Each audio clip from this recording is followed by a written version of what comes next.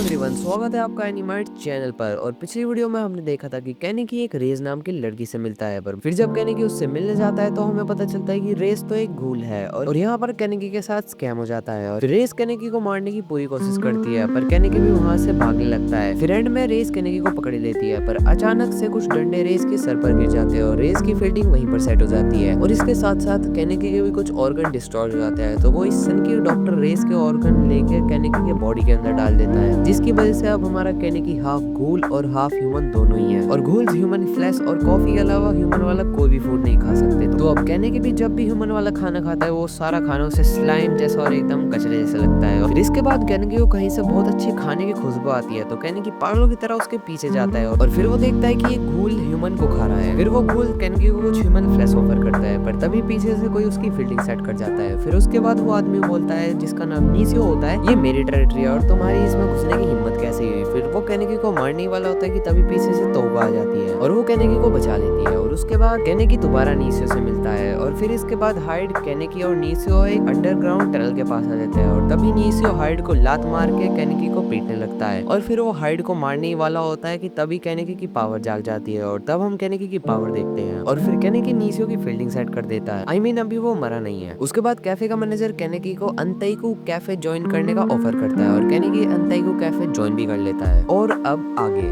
तो गाइस, आगे बढ़ने से पहले मुझे आपका एक पॉइंट क्लियर करना है कि जिस जगह में अंताइकू कैफे है ये 20th वार्ड है और 20th वार्ड इस पूरे जापान का सबसे शांत वार्ड माना जाता है। पर जब से रीजेसान वाला एक्सीडेंट हुआ है यहाँ पर दो इन्वेस्टिगेटर्स इन्वेस्टिगेशन कर रहे हैं। तो अभी हम दो इन्वेस्टिगेटर्स को देखते हैं जो कि उसी बिल्डिंग के ऊपर खड़े हैं जिस जगह पर रीजेसान और वो जेसन, जो कि बड़ा व्हाइट मास्क वाला बंदा है जो हमें एनीमे के बिल्कुल स्टार्टिंग में मिला था जहाँ उनकी लड़ाई हुई थी, वहां पर खड़े हैं। तो यहाँ पर एक कोर्ट वाला आदमी बोलता है कि इस बिल्डिंग पर ग्लूटोन देखी गई थी और कुछ लोगों ने यहाँ पर एस रैंक जेसन को भी देखा है। दो एस रैंक घूल आपस में इंटरेक्ट कर रहे थे। फिर वो व्हाइट बाल वाला आदमी बोलता है किसे पता। फिर इस व्हाइट बाल वाले आदमी जिसका नाम माडो होता है उसे जेसन का पाना पेचकस मिल जाता है। फिर अगले सीन में हम एक डॉक्टर को देखते हैं जो कि बोलता है अगला पेशेंट आ जाओ। फिर पेशेंट का तो पता नहीं, पर यहाँ पर जेसन आ जाता है और वो बोलता है कि तुमने जो मुझे पाना पेचकस बना के दिया था वो मेरा खो चुका है, तो अब मैं चाहता हूँ कि तुम मेरे लिए एक नया बना कर दो। फिर हम एक छोटी बच्ची और उसकी मम्मी को देखते हैं जो कि कोने में छुपे हुए होते हैं और काफी ज्यादा डरे हुए होते हैं। फिर डॉक्टर बोलता है ठीक है मैं बना दूंगा। फिर जेसन बोलता है ठीक है तो मैं इसे थोड़ी देर में लेने आऊंगा। फिर यहाँ हम देखते हैं कि केनेकी अपनी बनाई हुई कॉफी पी रहा होता है, पर वो कॉफी पी के देखता है और उसे काफी ज्यादा बेकार लगती है और वो बोलता है मैनेजर ये आपकी कॉफी से तो बिल्कुल अलग है। फिर मैनेजर बोलता है कॉफी बनाने में तुम जितने ज्यादा एफर्ट्स डालोगे वो उतनी अच्छी बनेगी।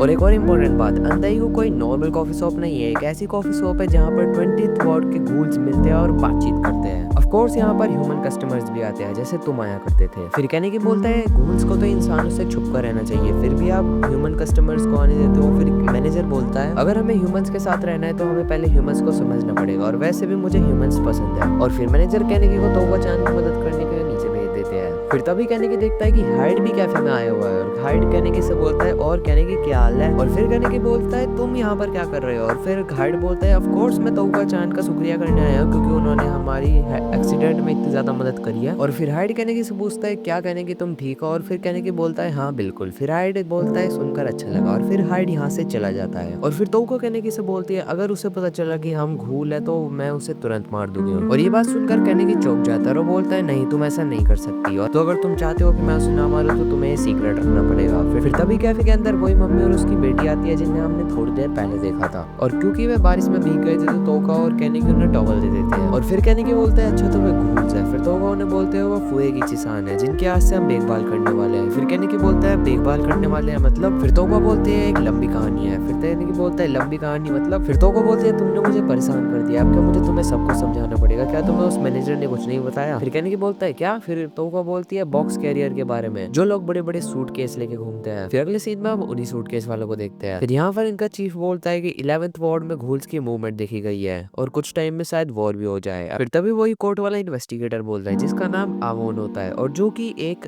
फर्स्ट रैंक इन्वेस्टिगेटर है। तो मैं इस पानी पेचकस से शुरू करना चाहता हूँ। जैसा कि तुम सबको पता ही होगा 3 महीने पहले 13th वार्ड का जेसन 20th वार्ड के ग्लूटोन से मिला था और ये पाना पेचकस क्राइम साइट पर रह गया था। ये घूल का कोई वेपन हो सकता है और जब हमने इसे एनालाइज करा तब हमें पता चला है क्विंग कोई स्टील का बना हुआ है। जहाँ तक रही बात जेसन की तो अभी हमें नहीं पता है उसका ऑब्जेक्टिव क्या है। और जब से हमें पाना पेचकस मिला है तब से ग्लूटोन का कोई नामो निशान भी नहीं है। फिर इनका चीफ माडो और आमोन को 20th वार्ड का इंचार्ज बना देता है। हमारा यहाँ सीसीजी पर एक ही मोटिव है कि हमें टोक्यो से सारे घूल्स को बाहर निकालना है। हमारा एक ही मकसद है और जब तक वो पूरा नहीं हो जाता हम इसके लिए पूरी मेहनत करेंगे। फिर यहाँ पर हम केनेगी को देखते हैं जो कि सैंडविच खाने की कोशिश कर रहा होता है और जैसे ही वो खाता है उसे हर रोज की तरह उल्टियां लगने लगती है। फिर सैंडविच को उठाते हैं और उसे खाना शुरू कर देते हैं और ये देखकर केनेगी बिल्कुल शॉक हो जाता है। और फिर मैनेजर बताता है ट्रिक ये है कि इसे हमें खाना नहीं होता, हमें निगल लेना होता है। 10 बार चबाने की एक्टिंग करनी होती है और अगर हम चबाने की आवाज भी डाल देंगे तो और ज्यादा रियलिस्टिक लगेगा। यानी कि जब तुम अच्छे से प्रैक्टिस कर लोगे फिर तुम अपने दोस्तों के साथ दोबारा से खा पाओगे।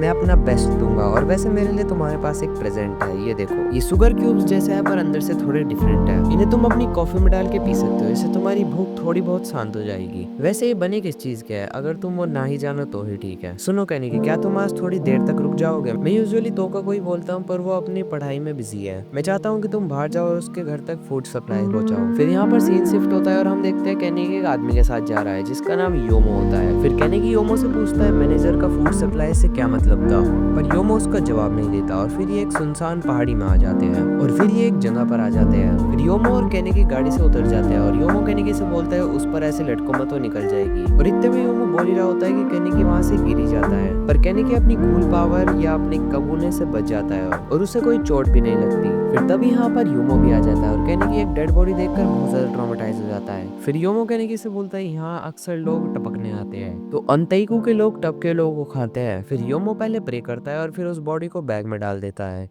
फिर सीन शिफ्ट होता है और हम एक घूल को देखते हैं जो कि माडो पर अटैक करता है, पर माडो उसमें अपनी अटैची बजा देता है। फिर माडो उस घूल से पूछता है क्या तुम इस पानी पेचकस के बारे में जानते हो, पर वो घूल नहीं जानता तो उसकी फील्डिंग सेट हो जाती है। अगले सीन में मैनेजर केनेगी से बोलता है तुम्हें एक मास्क बनवा लेना चाहिए। फिर मैनेजर तोका-चान को बुलाता है और उसे बोलता है कल तुम केनेगी को उसका मास्क बनवाने के लिए ले जाना। पर तोका-चान बोलती है कल मेरा छुट्टी का दिन है और मैं इसे ऐसे वेस्ट नहीं करना चाहती। फिर मैनेजर बोलता है अगर केनेगी खुद से गया तो वो खो जाएगा और वैसे भी तुम जानते हो एरिया कितना ज्यादा खतरनाक है, पर अभी केनेगी को मास्क की जरूरत थोड़ी है। तोका तुम जानते हो ना 20th वार्ड में 2 इंस्पेक्टर घूम रहे हैं, तो हमें जल्द से जल्दी केनेगी को मास्क दिलवाना पड़ेगा। और फिर तोका जाने के लिए मान ही जाती है। फिर अगले सीन में हम देखते हैं तोका और केनेगी मास्क की शॉप में जा रहे होते हैं और वो मास्क की शॉप में चले जाते हैं, पर उन्हें मास्क बनाने वाला जिसका नाम ऊता होता है वो नहीं मिलता। फिर केनेगी एक जगह पर्दा देखता है और फिर वो जब उसे हटाता है तो वो एकदम से सरप्राइज हो जाता है और असल में यही शॉप का मालिक होता है। और फिर ऊता केनेगी को बताता है मेरा नाम ऊता है और मैं तुम्हारा मास्क बनाने वाला हूँ। फिर ऊता केनेगी से पूछता है क्या तुम्हें कोई एलर्जी है, और फिर केनेगी बोलता है नहीं। रबड़ और मेटल कैसे रहेंगे? फिर केनेगी बोलता है ठीक है मुझे कोई दिक्कत नहीं है। और क्या तुम्हें फुल मास्क चाहिए? वैसे तो ये तुम्हारा पहला मास्क है तो इसे हम हाफ ही रहने देते। और फिर ऊता केनेगी की मेजरमेंट लेने लगता है और मेजरमेंट लेते लेते ऊता केनेगी से पूछता है तुम्हें तोका कैसी लगती है? फिर केनेगी बोलता है मुझे थोड़ी सी डरावनी लगती है। और फिर ऊतो बोलता है मुझे तो काफी ज्यादा मेहनती लगती है। वो घूल होने के बाद भी स्कूल जाती है और अंतैकू में जॉब करती है, और अगर लोगों को पता चल जाए कि हम घूल है तो हम बच नहीं पाते हैं, और इसके बावजूद भी तोका ये सब करती है। फिर इसके बाद तोका और केनेगी वापस जाने लगता है और केनेगी अपने मन में सोचता है तोका एक हार्ड वर्कर है और जबकि मैं एकदम बेरोजगार हूँ। फिर केनेगी तोका से पूछता है आखिर हिनामी किसान के साथ हुआ क्या था? फिर तोका बताती है उसे अपने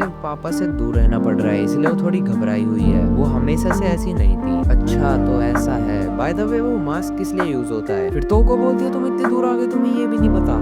फिर हम उन्हीं दोनों इन्वेस्टिगेटर्स को देखते हैं और वो घूल की फील्डिंग सेट करने में लगे हुए होते हैं क्योंकि किसी घूल को इस पानी पेचकस के बारे में नहीं पता होता है। और फिर यहाँ पर हम केनेगी को देखते हैं जो कि हिनामी से मिलने जाता है, पर वो थोड़ी गलत टाइम पर चला जाता है और ऑफ कोर्स मैंने ब्लैक एंड व्हाइट कर रखा है। ये देख के केनेगी काफी ज्यादा डर जाता है और वो वहाँ से भाग जाता है। और फिर केनेगी दोबारा आता है और इस बार वो माफी के तौर पे कॉफी लेके आता है। फिर हिनामी केनेगी से बोलती है आखिर तुम क्या हो, मुझे माफ कर दो, तुम्हारी स्मेल बिल्कुल अलग है, अगर तुम हमारे जैसे होते तो मैं दूर से ही बता देती। और फिर केनेगी बोलता है तुम ऐसा कह सकती हो कि मेरा माइंड तो ह्यूमन का है पर मेरी बॉडी घूल की है, मैं आधा ह्यूमन और आधा घूल दोनों ही हूँ। और फिर केनेगी हिनामी से पूछता है ये तुम्हारी ड्राइंग में बनाया हुआ कौन सा कैरेक्टर है? फिर हिनामी बोलती है ये मेरे पापा है। फिर केनेगी बोलता है ओह ये काफी ज्यादा अच्छा है। और फिर केनेगी हिनामी की बुक देख लेता है और वो बोलता है ये तो मोनोक्रोम ऑफ रेनबोज है। फिर केनेगी हिनामी से पूछता है अच्छा तुम तकात्सुकी की बुक्स पढ़ती हो? और फिर इनके बीच में थोड़ी बहुत बुक की बातें चलती है और फिर हिनामी केनेगी से एक वर्ड का प्रोनाउंसिएशन पूछती है और फिर केनेगी उसे उसको बता देता है और फिर हिनामी ऐसे 2-3 वर्ड्स का प्रोनाउंसिएशन पूछती है और फिर वो उसे अपनी नोटबुक में नोट कर लेती है। फिर कहने की हिनामी से पूछता है तुम तो नोट्स भी बना रही हो। फिर हिनामी बोलती है मैं स्कूल नहीं जाती, तो जो भी मैं नई बातें सीखती हूँ मैं इसे नोटबुक में लिख लेती हूँ। और हम देखते हैं तो अचानक इन सब की बातें सुन रही होती है और वो ये सब देखकर काफी ज्यादा खुश हो रही होती है। फिर अगले सीन में हम दोबारा से घूल्स को देखते हैं और यहाँ पर एक घूल्स पिछली बार के इंस्पेक्टर के अटैक में बच गया था, तो इसको अपना दुखड़ा सुना रहा होता है, पर वो पीछे से इसकी फीलिंग सेट ही कर जाते हैं। और फिर ये उस दूसरे घूल से पानी पेचकस के बारे में पूछते हैं, पर उसको कुछ नहीं पता होता है, तो इसकी भी आप समझ ही गए होगे फिर क्या हुआ। तो दोस्तों आज की वीडियो को इतना ही रखते हैं। मुझे कमेंट्स में जरूर बताना आपको वीडियो कैसी लगी और वीडियो को लाइक कर देना और चैनल को सब्सक्राइब कर देना। तो मैं मिलूंगा आपसे अगली वीडियो में, तब तक के लिए पीस आउट।